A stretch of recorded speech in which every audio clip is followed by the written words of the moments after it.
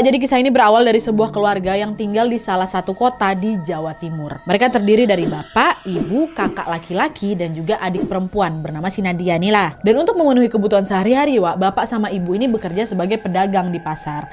Usaha bapak sama ibu ini pun berkembang pesat, Wak, hingga akhirnya mereka pun memiliki toko besar dan menjadi distributor sembako hingga ke kota seberang. Secara finansial bisa dibilang mereka ini sangat-sangat sejahtera, Wak. Mereka pun tinggal di salah satu rumah yang berada di kawasan perumahan. Nah, sejak tahun 2000-an, Wak, ketika si Nadia ini masih kecil, bapak dan ibu ini mulai merenovasi rumah mereka. Kata Nadia pada saat itu ada aja yang ditambah, ada aja yang diganti dari rumah mereka tuh. Entah kenapa proses renovasi ini nggak pernah selesai-selesai itu loh, Wak. Meski keheranan, Nadia ini memilih untuk tidak menghiraukan hal itu karena yang terpenting baginya adalah keluarga mereka bahagia. Tapi sayangnya, Wak, kebahagiaan keluarga mereka ini ternyata tidak bertahan lama. Bapak dan ibu yang semula adem ayem kali kan, romantis kali gitu kan, tiba-tiba jadi sering bertengkar. Bapak yang biasanya penyabar secara mendadak berubah temperamen, Wak. Bahkan bapak ini bisa marah besar untuk hal yang sepele. Pernah nih pada suatu hari Nadia ini ketahuan mengepel lantai rumah, lalu dengan nada tinggi bapak bentak, "Kau mau mati?" Kata dia kayak gitu. Ngepel rumah loh itu.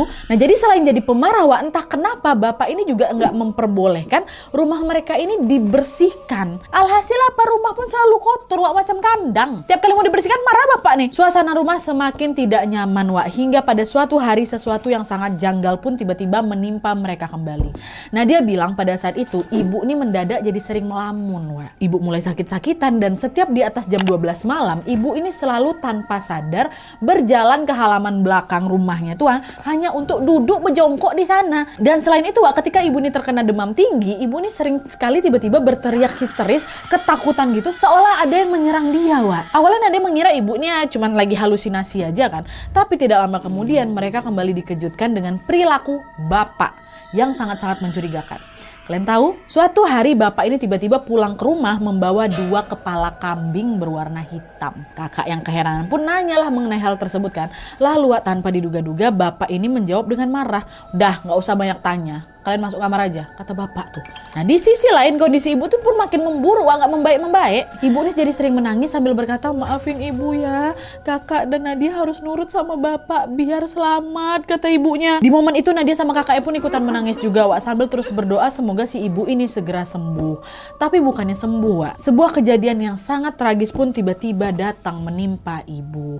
Dimana pada saat itu, Wak, ibu yang masih dalam kondisi sakit mendadak kehausan. Ibu pun berjalan lah itu kan ke dapur untuk ngambil air. Nah, ternyata pada saat itu ibu ini juga merebus air di panci besar. Nah, dia mikir, oh mungkin ibu mau sekalian mandi pakai air hangat mungkin ya, makanya dibuatnya di panci besar gitu kan. Tapi ternyata dugaan Nadia salah, Wak. Bisa kalian tebak apa yang ibu lakukan selanjutnya?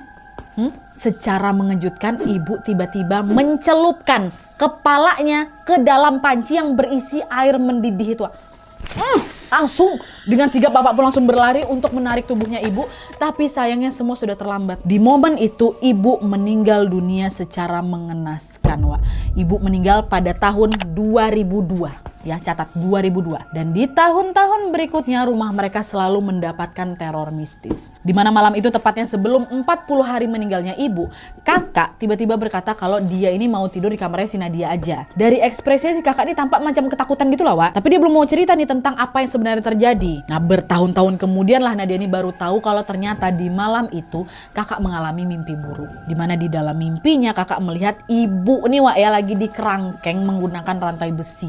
Ibu menangis kesakitan dan berteriak menyuruh kakak ini untuk lari kabur. Nah, belum sempat kakak kabur, Wak, tiba-tiba ada makhluk hitam besar berbulu yang datang menyergap si kakak ini. Dan di momen itulah kakak seketika baru terbangun dari mimpinya. Tapi anehnya, Wak, ketika dia sudah bangun, kakak ternyata masih mendengar suara tangisan ibu dari arah halaman belakang, Wak. Ya Allah, itu bangun ya, bukan dalam mimpi lagi, tapi suara tangisan ibu masih terdengar. Itu ya jadi ketakutan kali lah kakak malam tuh kan, Wak. Ditambah lagi kakak sama Nadia ini juga sering mendengar ada suara-suara aneh di rumah. Dan suara-suara aneh itu, Wak, juga muncul dari dalam ruangan kerja bapaknya. Tapi waktu itu mereka nggak berani ngecek nih karena mereka kan dilarang masuk ke ruangan itu. Awalnya Nadia sama kakak tuh berusaha mengabaikan suara-suara aneh tersebut kan, Wak. Tapi ada satu hal yang akhirnya betul-betul mengganggu mereka. Kalian tahu, hampir setiap tengah malam malam hingga menjelang subuh mereka mendengar suara kambing dari halaman belakang rumah mereka. Bahkan suara kambing itu Wak juga didengar sama tetangga-tetangga mereka tuh. Padahal nggak ada satupun dari mereka melihara kambing. Tapi anyway nih Wak ya, di saat yang bersamaan bisnis bapak ini semakin maju. Meskipun begitu, hal itu tetap tidak membuat kondisi rumah mereka nyaman seperti dulu lagi.